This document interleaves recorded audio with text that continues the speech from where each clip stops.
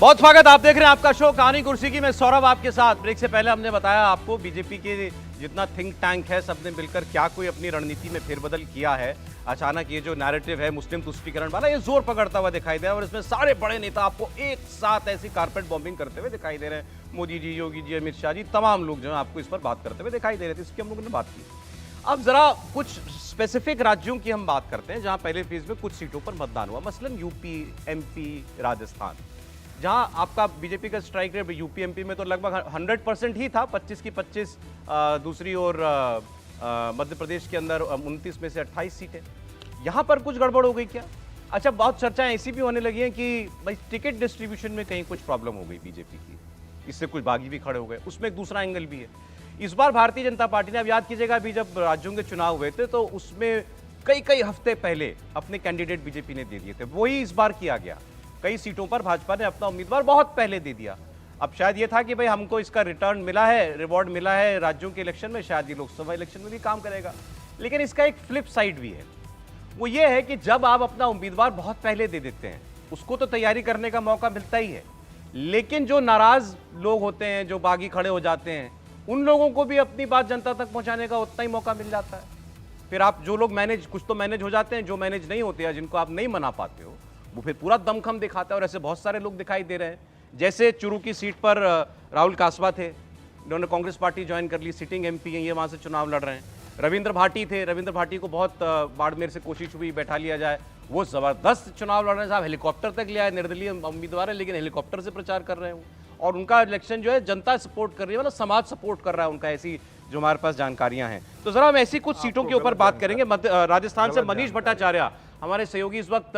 मनीष जो हैं वो जैसलमेर में है, लेकिन पूरे राजस्थान का चक्कर वो लगा चुके हैं, एक बार नहीं कई बार, क्योंकि अभी तो असेंबली इलेक्शन भी वहीं पर हुआ था। मनीष, मुझे बताइएगा जरा, कहीं कुछ सीटों पर परेशानी फेस कर रही है क्या भाजपा? हाँ बिल्कुल, देखिए अभी तो मैं जैसलमेर में हूँ, तो पहले बात मैं बाड़मेर जैसलमेर सीट की करूँगा, क्योंकि ये सीट बहुत रोचक हो चुकी है और रविंद्र सिंह भाटी ने पूरा जो सेंटर ऑफ अट्रैक्शन है वो अपनी तरफ ले लिया है। और मुझे लगता है इस सीट पर कहीं ना कहीं भाजपा बहुत ज़्यादा कमज़ोर है और रविंद्र सिंह भाटी को थोड़ा सा एज मिल रहा है, क्योंकि यहाँ टक्कर रविंद्र सिंह भाटी और उमेदा राम के बीच में है। रविंद्र सिंह भाटी शिव से ही चुनाव लड़े थे, विधायक बने थे, और उसके बाद बीजेपी से जब इनको टिकट नहीं मिला, निर्दलीय जब चुनाव लड़े जीत गए, और उसके बाद फिर अब बाड़मेर जैसलमेर लोकसभा सीट से चुनाव लड़ रहे हैं सांसदी का। इनका मानना है कि कहीं ना कहीं इस सीट पर जो जाट वोटर्स हैं वो दबदबा है। जाट लीडर हमेशा से ही यहाँ से सांसद बने। आप देखिए 2009 में हरीश चौधरी बने थे, 2014 में फिर कर्नल सोनाराम बने, 2000 उसके बाद 19 में, उसके बाद फिर कैलाश चौधरी बने। लेकिन इस बार रविंद्र सिंह भाटी के फेवर में कई सारे समीकरण हैं। पहला, जाट वोट स्प्लिट हो रहा है उमेदा राम और कैलाश चौधरी के बीच में। दूसरा, रविंद्र सिंह भाटी के फेवर में राजपूत जो है वो लामबंद हो चुका है। जो राजपूतों में एक जो नाराजगी है, जो एक सेंटिमेंट हर्ट हुआ है उसको लेकर, और इस इलाके में जो सेकेंड लार्जेस्ट कम्युनिटी है जो मुस्लिम है वो सिंधी मुस्लिम है। सिंधी मुस्लिम का आमूमन जो रहन सहन है वो राजपूतों की तरह ही होता है, लिहाजा उन्होंने दिल से रविंद्र सिंह भाटी को स्वीकार किया है। वो शिव से ही लड़े थे चुनाव, जब निर्दलीय विधायक बने, तो ये एक मुस्लिम डोमिनेटेड इलाका है। और एक बहुत अच्छा पासा रविंद्र भाटी ने फेंका है। उन्होंने घूम घूम के मुस्लिम इलाकों में ये बात कही है कि मुझे सांसद बनाओ और शिव इलाके से मुस्लिम विधायक को पूरी तरीके से मैं सपोर्ट करूंगा जिताने के लिए, तो यहां से एक मुस्लिम विधायक दूंगा। तो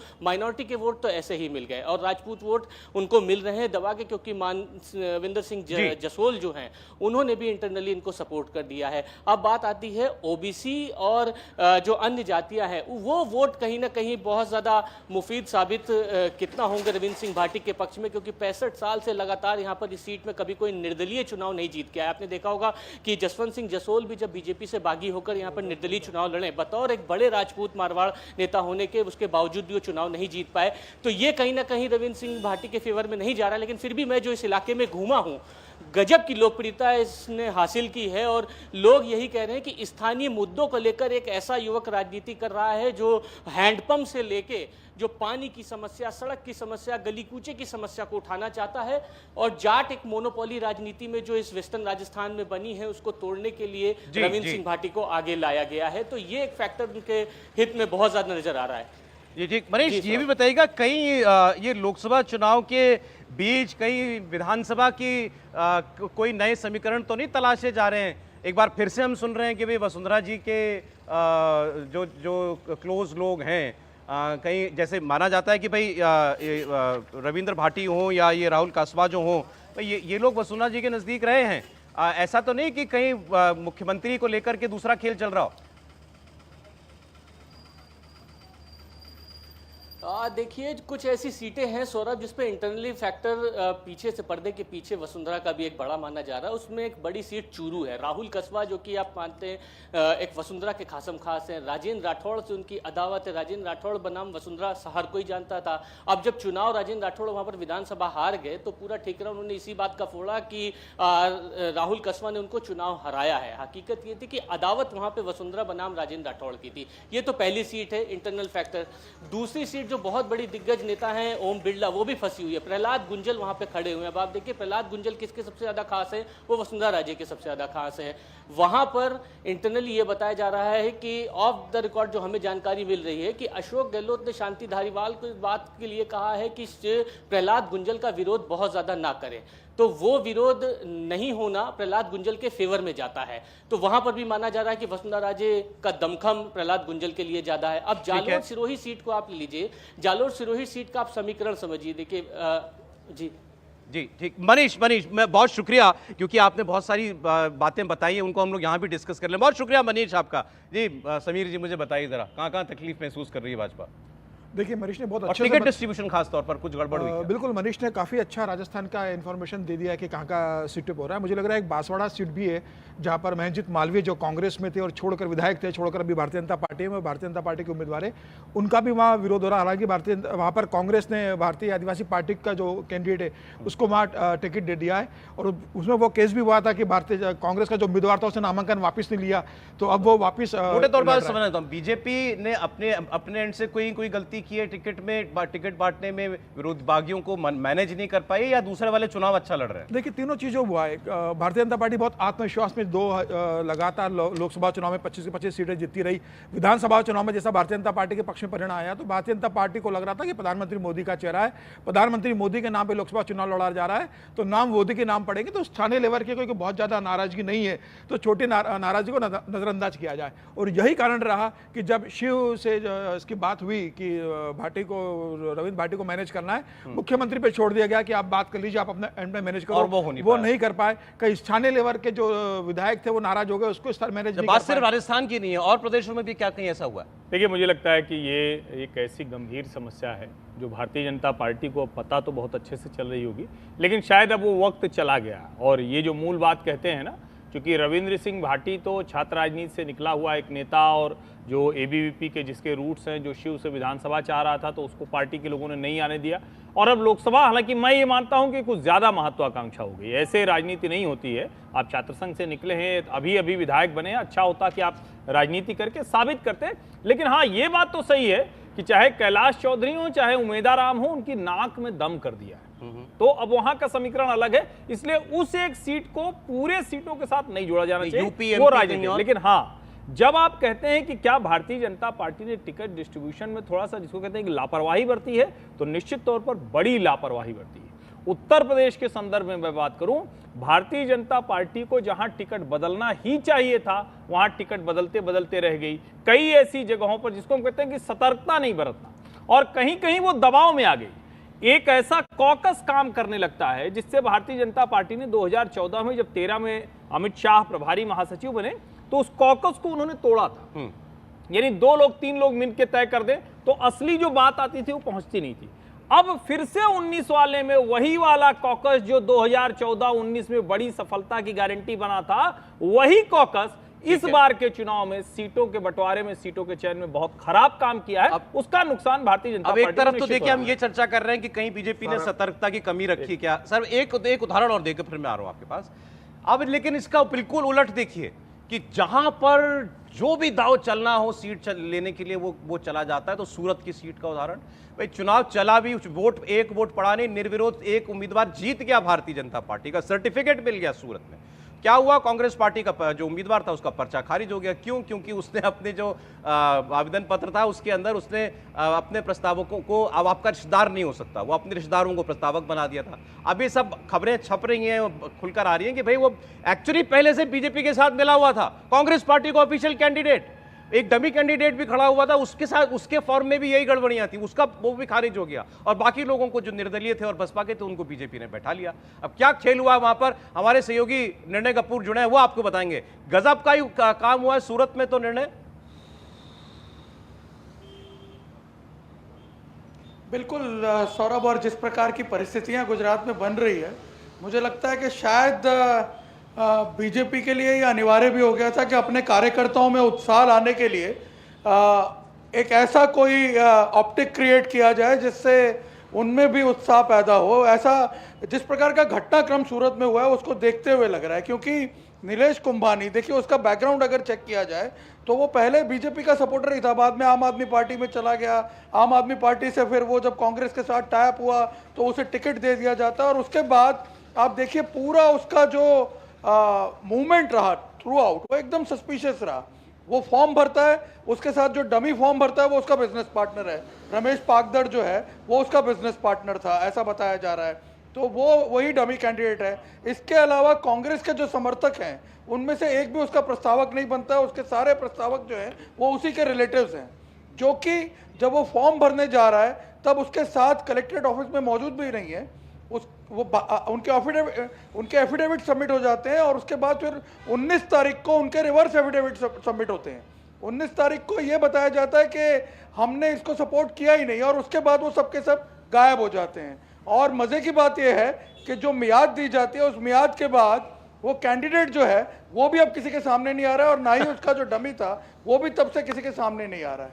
अब इंटरेस्टिंग डेवलपमेंट ये होता है कि उसके बाद जितने भी निर्दलीय और अन्य उम्मीदवार हैं वो एक एक करके फॉर्म वापस लेते हैं। और सबसे मज़ेदार बात ये रही इस पूरे कांड में कि बीएसपी का जो उम्मीदवार आखिर में बचा था वो पहले गायब हो जाता है, और पता चलता है दोपहर को 2-2:30 बजे के आसपास आके वो भी अपना नॉमिनेशन जो है वो वापस ले लेता है। तो ऐसा लगता है पूरा का पूरा जो ये एपिसोड था एक तरह से कहीं ना कहीं स्क्रिप्टेड था, और इसमें कांग्रेस का जो ये उम्मीदवार था उसकी भूमिका बहुत ही शंकास्पद दिखाई दे रही है। निर्णय बहुत शुक्रिया निर्णय आपका, आपने बड़ा डिटेल में बताया क्या क्या गजब के खेल हुए हैं सूरत की सीट पर। अच्छा, इसको भी राहुल गांधी ने कहा यही तो होती है तानाशाही, देखिए उम्मीदवार ही चुरा लो किसी का।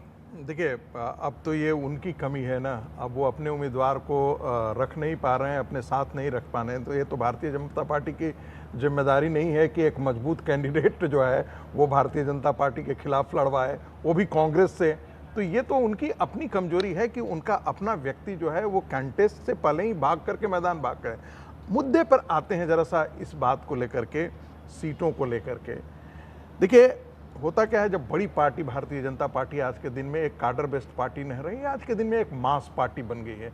दुनिया का सबसे बड़ा जो है उसके पास जो है वो सोशल सपोर्ट बेस है, मेंबरशिप बेस है। लेकिन इसकी एक 2-3 दिक्कतें भी हैं। होता क्या है कि हम लोग शुरू से पढ़ते आ रहे हैं कि हर में द्रोणाचार्य होते हैं और द्रोणाचार्य एकलव्य का अंगूठा काट लेते हैं। मैं मानता हूं कि सबसे बड़ा अपराध जो है वो प्रतिभा का मारना होता है।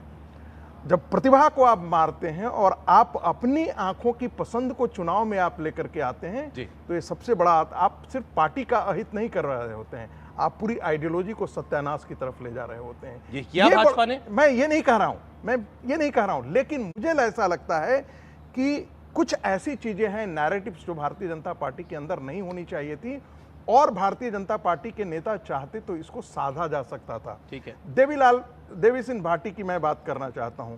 क्या भारतीय जनता पार्टी के केंद्रीय नेतृत्व में कोई ऐसे नहीं व्यक्ति थे जिनको जो जा करके सहला करके फुसला करके उनको कहते कि बैठ जाओ? ये बहुत ये 2024 का चुनाव मैं भारतीय जनता पार्टी का चुनाव नहीं देखता। मैं मानता हूं कि इस राष्ट्र का मैं फिर बार गंभीरता से, ये राष्ट्र का भविष्य तय करेगा कि आप उन देशद्रोहियों के हाथ में राष्ट्र की बागडोर देंगे जो इस राष्ट्र को 70 साल से प्रो इस्लामीकरण के रास्ते पर ले जा रहे हैं। दूसरी बात, दूसरी बात, यहाँ इस देश को जो 10 साल से नरेंद्र मोदी ने नर्चर किया है, विकास और विरासत, उसको आगे बढ़ाना है। ऐसी ताकतों के साथ इसी मुद्दे में आता है हमारे ही अंदर जो है जाट, गुज्जर, राजपूत, ये सारी चीजें हुई। कई ऐसे उदाहरण हो सकते हैं जहां पर थोड़ा सा सहला करके, थोड़ा सा फुसला करके आप परेशानी अपने काडर पनपने से पहले खत्म की जा अपने सकती थी। काडर सर, को समझा कर सर, करके एक बार इस पर उनको सुधांशु जी की बात मैं आप सुनूं, बस सर। यदि आप किसी को अपने हाथ से जाने देते हैं तो ये भी आपकी अपनी कमजोरी है। ये तो चुनाव मैनेजमेंट तो सौरभ बीजेपी जी का देखिए। कोर है ना सर। सौरभ जी मैं बता दूं, आज तक कभी ये नहीं हुआ है कि टिकटों के वितरण को लेके कहीं ना कहीं खलबली ना मची हो। और ये सिर्फ भाजपा की बात नहीं है, किसी भी राजनीतिक संगठन में टिकटों को लेके हमेशा मतभेद होते हैं। अभी कुछ उदाहरण दिए गए, आप तो दिल्ली लीजिए ना, दिल्ली में गाली गलौच होती है किसके बीच में? कन्हैया लाल में और संदीप दीक्षित में। कांग्रेस किसको लेके आ रही है? जिसमें देशद्रोह का इंसान। एक बात, एक मिनट। सेकंड सर, खत्म करो। भारतीय जनता पार्टी की तुलना आप कांग्रेस सेकंड। पार्टी से मत सर, कीजिए। मैं ठीक फिर है, वही सर, कर रहा ब्रेक हूं। लेना, सर, ब्रेक लेना मत एक- जब एक- अपने बस एक अपने आखिरी। अर्जुन लोग चुनना शुरू कर देता है ना, ठीक है, तब समस्या ठीक है, पैदा सर, होती है। सर, शॉर्ट में बस हाँ, खत्म कर रहा हूँ। उदित राज हमारे दल की तरफ से जीते थे, ठीक है, उनको टिकट इसलिए नहीं दी गई क्योंकि उन्होंने काम नहीं करा। अब किसको लेके थी वो लाती है। तो यहाँ के कांग्रेस के जितने भी लोग हैं दिल्ली में इस समय इतने आक्रोशित हैं, पूछे नहीं। पॉइंट ये है कि राजनीति में टिकटें बांटने का मापदंड जो है वो उसके कई पैमाने होते हैं।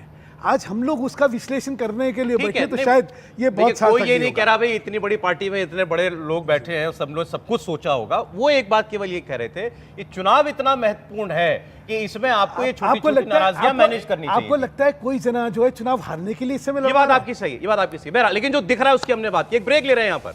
अकबरुद्दीन ओवैसी यानी छोटे ओवैसी फिर एक्टिव हुए, फिर आए माइक पर, फिर बोला लाल किला किसने बनाया था मोदी जी, याद करो। एक बार पहले वो कह चुके हैं, अच्छा हमको भेज रहे हो बाहर पाकिस्तान, हम ये लाल किला भी ले जाएंगे, हम ये कुतुब मीनार भी ले जाएंगे। फिर उनको वही बातें याद आ गई हैं। सुनाऊंगा आपको एक छोटा सा ब्रेक, देखते रहिए कहानी कुर्सी की।